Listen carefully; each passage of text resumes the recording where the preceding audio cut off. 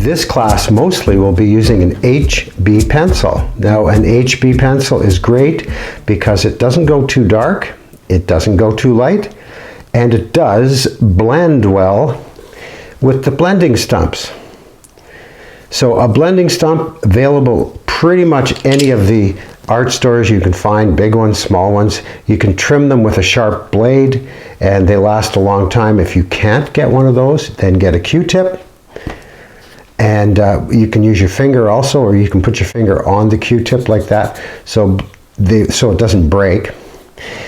Blending stumps, absolutely essential, or your finger. An eraser.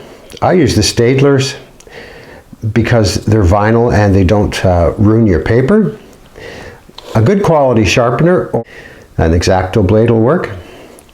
And once in a while I use a Sharpie. I wanted to really show you a few tricks with the Prismacolors because you can get some very bright colors that you probably won't get with paints. And it does add a nice permanent color accent to your picture.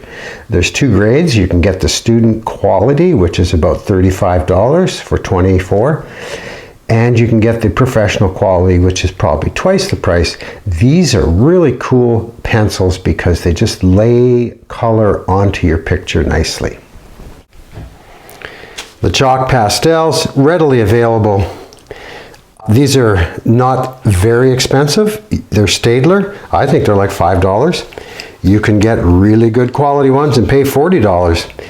But I just wanted to show you for drawing how you can use these and have a little fun.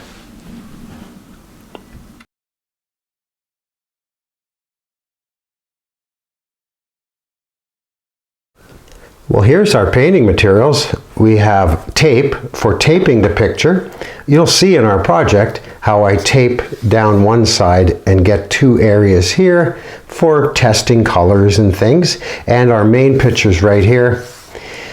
And later on I'll cut that off and that's what you'll see. So green tape, painter's tape, some paints. These are just in little cakes, about $30. I like these, they're fine.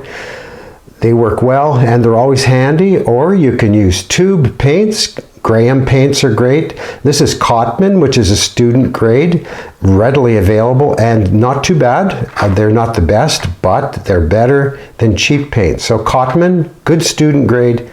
Graham, more professional. I have my palette here, which you can mix in. You can get these anywhere. They're very inexpensive. One good brush. I have a sable brush I've had for years, and it's about $40.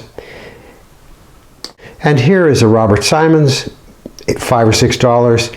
Squirrel hair, synthetic. Love the squirrel hairs. Some artists find them floppy, but for me, they just wet the paper beautifully.